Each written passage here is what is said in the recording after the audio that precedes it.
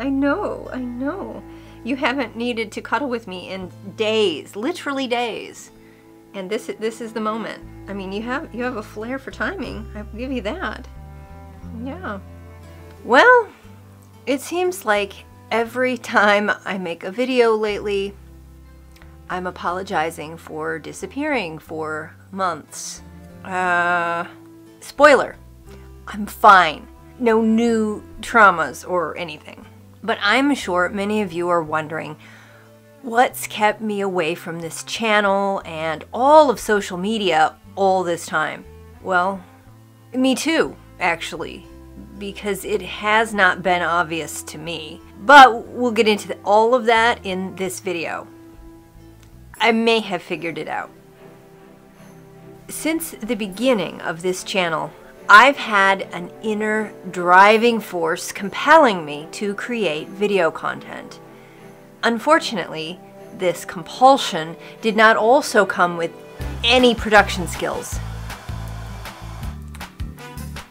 But some of y'all have been here for it anyway.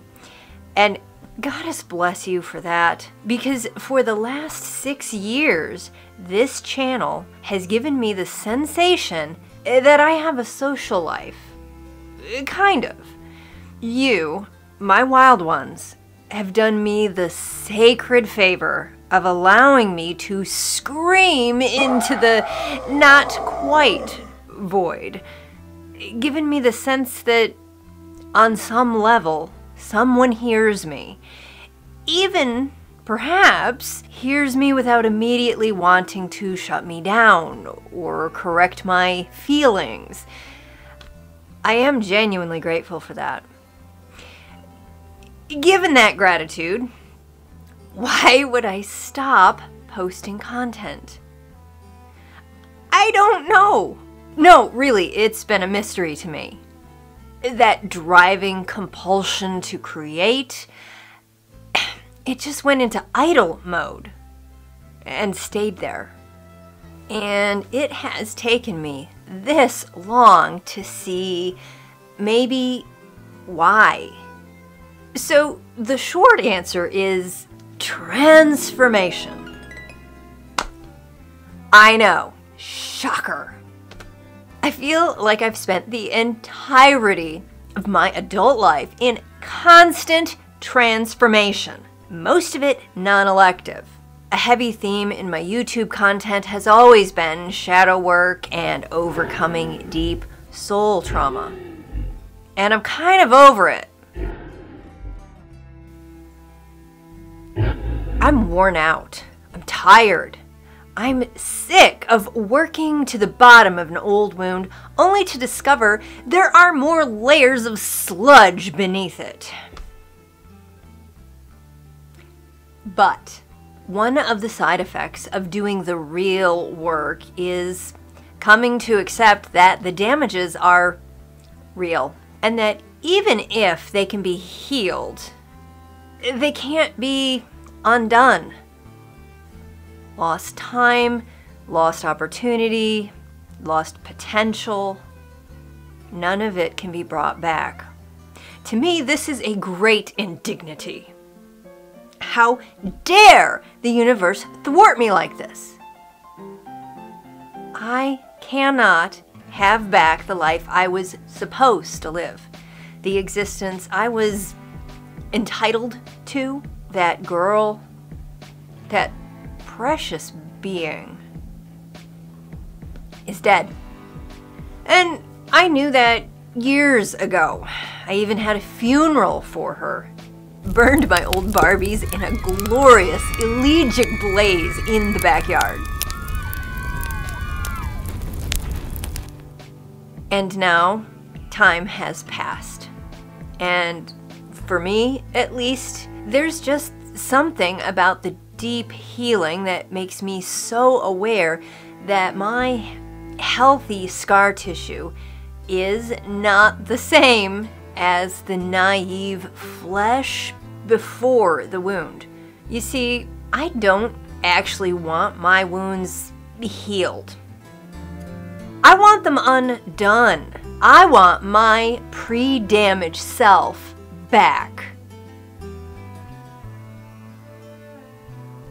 And it doesn't work that way. And it's not fair. And fuck this shit.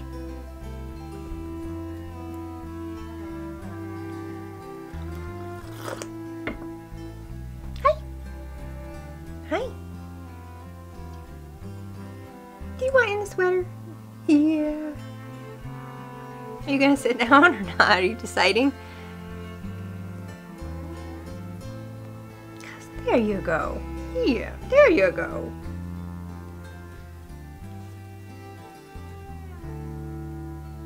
Can I touch the camera? Will you sit here? Or do I have to make eyes with you? Do I have to make eyes? Yeah.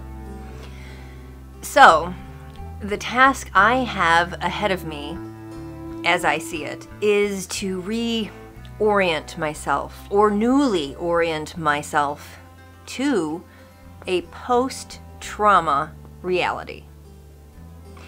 And that's just not the same as trauma-free.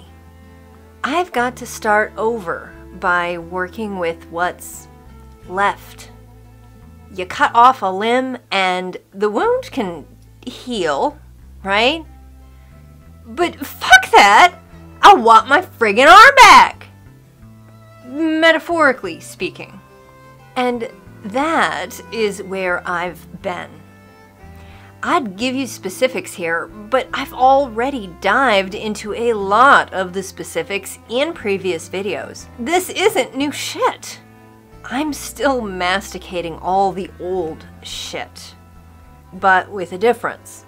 Now, I'm in the headspace of reimagining who I am, based on the bits of me I still have left. I'm sewing a repurposed patchwork skin for myself and resenting the fact I have no more whole cloth to work with. You're gonna make camera continuity a nightmare. Sorry about the jump cuts. I think this is a stage of the grieving process I've never actually visited before. It's terra incognita. I suppose that means I'm making real progress on this journey of the soul. But it doesn't feel like it. I feel empty, purposeless, like a deflated, flaccid balloon riddled with stretch marks from air that will never again give it form. I'm not even sad. I've already burned through all the sadness in the cosmos. I'm just working on, somewhat emotionlessly, reconstructing myself, as though starting an art project using only someone else's scrap, leftover, crusty, and somewhat dried out craft supplies. Yeah, I don't think we can see you there. Within these parameters, who do I want to be? What do I want to do? My options are limited. Yeah, just sit with me. No? And I think this realistic, justified fatalism is not fueling a creative compulsion. I mean, why would I feel enthusiastic to share my existentially glorious disappointment? Get used to disappointment. No, really. Why am I sharing this? I guess it's because it's real.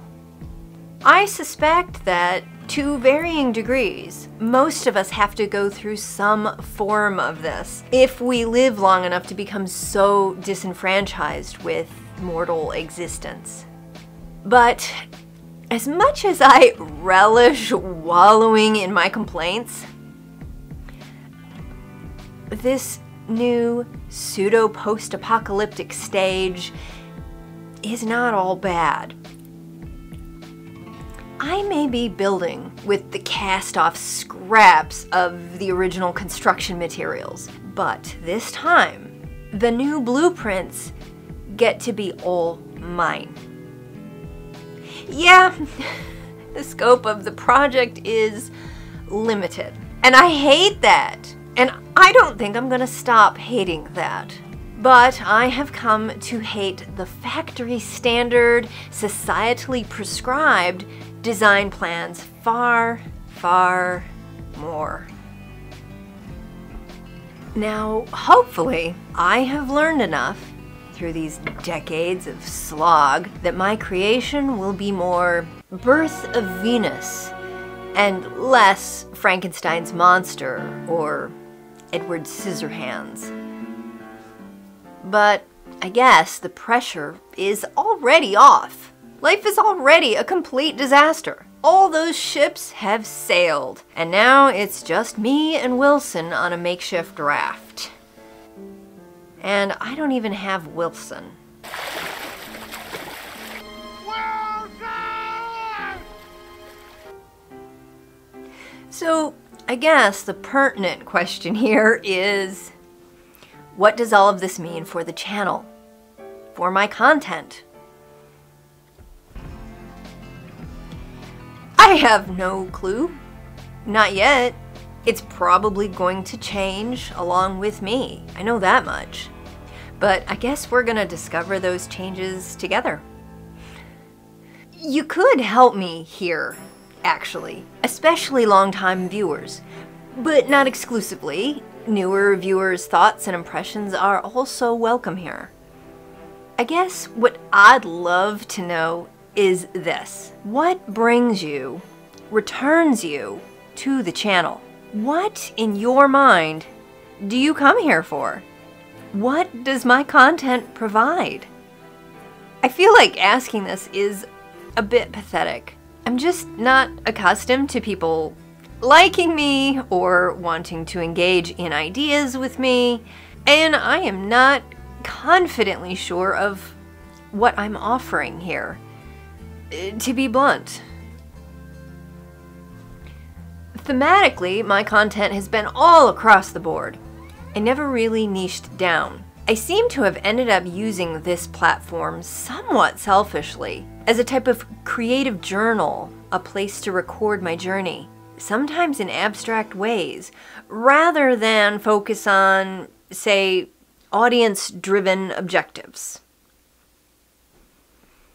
This has probably stunted channel growth.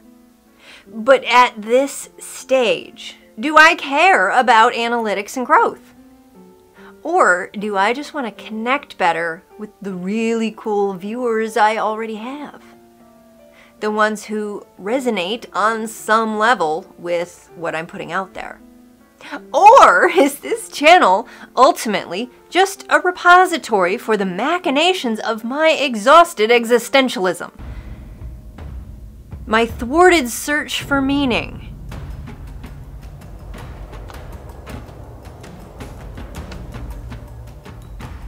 I mean, let me know what you think.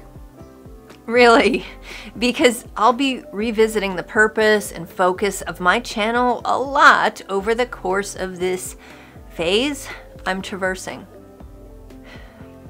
For me, if I can make my content more agreeable for viewing, there's something about sharing my journey that kind of feeds my soul. But I also don't want to exhaust my audience by exposing them to the whirligig of my echo chamber. Yeah, too late, honey. So, all of that is to say, thank you for joining me on this mad, wending, winding, unclear path. I do look forward to seeing where we end up. With that, I will see you in the next video. And until then, keep it wild.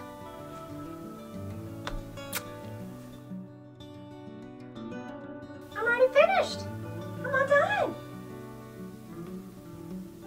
Yeah. In the sweater.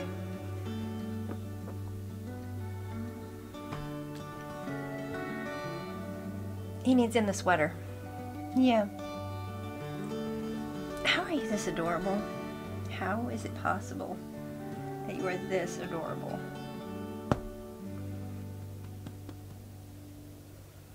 Yeah.